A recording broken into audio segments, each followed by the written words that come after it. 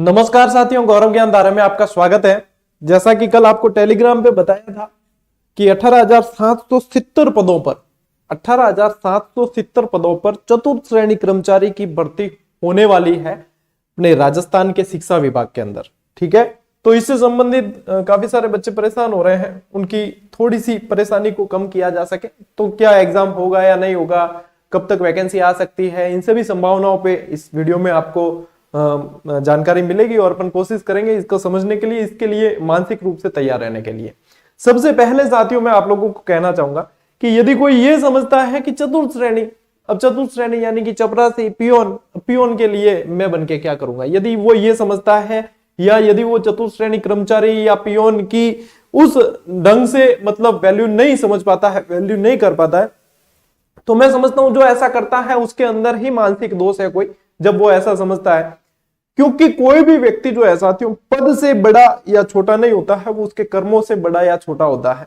यदि पद से बड़े होते तो आरएस की तैयारी करने वाले सिर्फ आरएस या आईएएस नहीं पढ़ते, वो फिर एक मामूली से शिक्षक से क्यों पढ़ते हैं।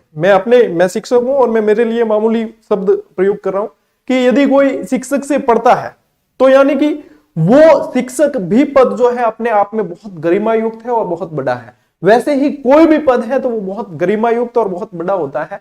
इस पर कार्य करने वाले जो व्यक्ति होते हैं वो एक तरीके से बहुत बड़े, बहुत ऊंचे और मजबूत इमारत की नींव होते हैं। तो इस नींव के लिए चुनिंदा और चयनित लोग ही चाहिए होते हैं। तो सबसे पहले मानसिकता क्लियर होनी चाहिए।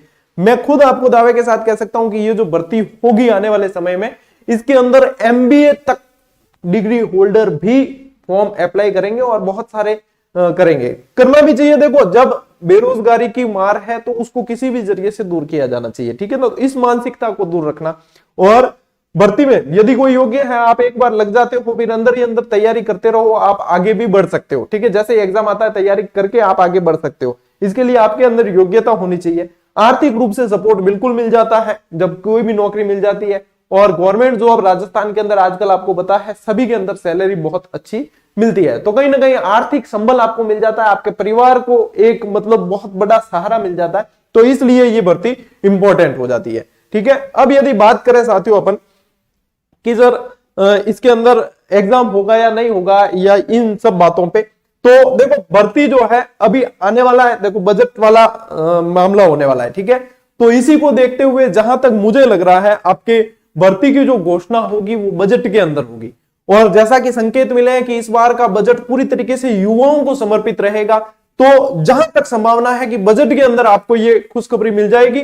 और जो भी पैटर्न, परीक्षा का पैटर्न वगैरह जो भी विज्ञप्ति होगी वो सारा कुछ जो है बजट में जैसी घोषणा होगी उसके बाद में आपके त्वरित गति से किया जाएगा। क्योंकि इलेक्शन आ रहे हैं, इलेक्शन आने से पहले सरकार ये भर्ती करना चाहेगी, क्योंकि एक बहुत लंबे समय से चतुर्थ श्रेणी कर्मचारियों की भर्ती नहीं आई है शिक्षा विभाग के अंदर।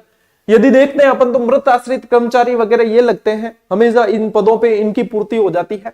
जैसे कोई कार्यरत है पहले से कोई और उनका देहांत हो जाता है इन सर्विस, तो उसके बाद में फिर वहां पे उनके बेटे बेटी जो भी योग्य होते हैं उसके अकॉर्डिंग उनको वहां पे जगह मिल जाती है। तो अभी तक ये इसमें इस तरीके से लग रहे थे, लेकिन ये भर्ती आना एक बहुत अच्छा संकेत है।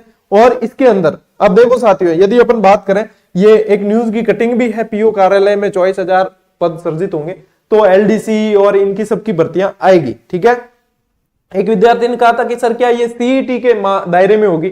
नहीं, ये सीईटी के दायरे में नहीं है अभी तक। तो आप, क्योंकि सीईटी का नोटिफिकेशन ऑलरेडी आ चुका है, ग्रेजुएशन लेवल का भी आ चुका है और सीनियर सेकेंडरी लेवल का भी आ चुका है, तो उन दोनों में कहीं भी चतुर्थ श्रेणी कर्मचारी के लिए मेंशन नहीं किया गया है। उसके दायरे में जो है वो ऑलरेडी उन विज्ञप्ति के अंदर मेंशन किया हुआ है, तो ये सीईटी के दायरे में ये नहीं है। यदि इसमें बात करें कि कौन योग्य होंगे, तो यदि साथियों यदि देखते हैं, जब शिक्षा मंत्री जी गोविंद सिंह डोटासरा जी थे तब उन्होंने एक यहाँ पे अंदर मांग भी की थी कि 1999 के नियम के मुताबिक चपरासी के लिए शैक्षणिक योग्यता 5वीं पास रखी गई थी। ठीक है, लेकिन अब इन नियमों में बदलाव की जरूरत है। जहां तक मुझे लग रहा है और सुनने में भी आ रहा है, वो अब जो योग्यता रहेगी साथियों ये 8th रहने वाली है। ठीक है, और यदि इसका लेवल थोड़ा सा अच्छा करेंगे तो इसकी योग्यता 10th रह सकती है। ठीक है, 8th इसलिए लगते हैं क्योंकि 8th लगभग काफी सारे ऐसे विद्यार्थी हो जाते हैं, ऐसे लोग हो जाते हैं जिनके पास में ये होती है। तो फिर वो जो है चतुर्थ श्रेणी के रूप में अपनी आजीविका को बहुत अच्छे से निकाल सकते हैं। और इसलिए जहां तक सुनने में आ रहा है वो यही है कि 8वीं पास योग्यता इसके अंदर रखी जाएगी। फिर एग्जाम इसके अंदर निश्चित रूप से डायरेक्ट तो नहीं लिया जाएगा, भर्ती आएगी और एग्जाम करवाया जाएगा। एग्जाम का पैटर्न जो है साथियों आपके मिक्स रहने वाला है, जहां तक मेरा अनुमान है, जिसके अंदर आपके राजस्थान जीके का वेटेज बहुत ज्यादा रहने की संभावना है। उसके अलावा आपके हिंदी यानी कि लैंग्वेज भी थोड़ी सी आपको उसके अंदर मिलेगी। मैथ्स या सामान्य बिल्कुल ऐसे सवाल भी आपको इसके अंदर मिल सकते हैं। यानी ज्यादा तो जो रहने वाला है वो जीके और हिंदी पे लगभग रहेगा इसके अंदर, जहां तक अनुमान है। बाकी एकदम स्पष्ट और क्लियर तो जब भर्ती आ जाएगी इसकी तभी पता चलेगा।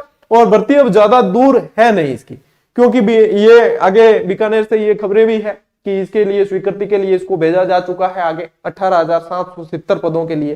तो इसके लिए ये मतलब एक तरीके से जो मतलब किसी ने कोई शैक्षणिक प्रशैक्षणिक ऐसी कोई योग्यता नहीं ले रखी जैसे बीएड बीएसटीसी, लेकिन वो भी एक एग्जाम देकर और अपने आप को गवर्नमेंट जॉब के अंदर लाना चाहते हैं, उनके लिए ये बेहतर साबित होगी। इसके बारे में जो भी अपडेट आएगी वो आपको टेलीग्राम के माध्यम से या कोई बड़ी अपडेट होगी तो वीडियो बनाकर भी आपको बताने की कोशिश की जाएगी। लेकिन जो विद्यार्थी अधीर हो रहे हैं या जिनके मन में ये शंका है कि क्या ये भर्ती आने पर इसके लिए अप्लाई किया जाना चाहिए या नहीं, तो मेरी सलाह स्पष्ट यही होगी कि यदि आप बिल्कुल बेरोजगार है, आपके पास में रोजगार नहीं है, तो ये बेहतर विकल्प है। इसके अंदर सैलरी भी अच्छी मिलने वाली है और जो 8th और 10th पास जितने भी लोग हैं वो इसके अंदर अप्लाई कर सकते हैं। और इसके बाद में निश्चित रूप से एक कंपटीशन एग्जाम होगा और उस एग्जाम के जरिए वो पैटर्न क्या रहना है या कैसे होगा वो सारी चीज जब इसकी भर्ती आ जाएगी तब पता चलेगा, विज्ञप्ति आ जाएगी तब। लेकिन जब एग्जाम होगा तो फाइट बड़ी तगड़ी होगी, ये बात भी है, क्योंकि इसमें फॉर्म की संख्या ज्यादा आती है। ऐसी कोई भी भर्ती होती है ना, जैसे ग्रुप डी है या चतुर्थ श्रेणी कर्मचारी है, तो इनमें फॉर्म की संख्या बहुत ज्यादा आती है, कंपटीशन ज्यादा होता है। हालांकि पढ़ने वाले जो होते हैं वो कम होते हैं, क्योंकि ऐसे भी फॉर्म ज्यादा आते हैं जो पढ़ाई के टच में नहीं है, तो इसलिए फॉर्म की संख्या ज्यादा होती है। लेकिन जो निरंतर है, मान लीजिए कि आप किसी न किसी एग्जाम में चूक रहे थे और मानसिक रूप से बहुत परेशान है, आर्थिक रूप से परेशान है, तो फिर आप इसके अंदर बिल्कुल लग के आप आर्थिक और मानसिक समस्या का निवारण कर सकते हैं। फिर आपके अंदर योग्यता होनी चाहिए। मैंने देखे हैं ऐसे व्यक्ति जो चतुर्थ श्रेणी कर्मचारी से अधिकारी रैंक तक का सफर उन्होंने तय किया है अपनी योग्यता के आधार पर।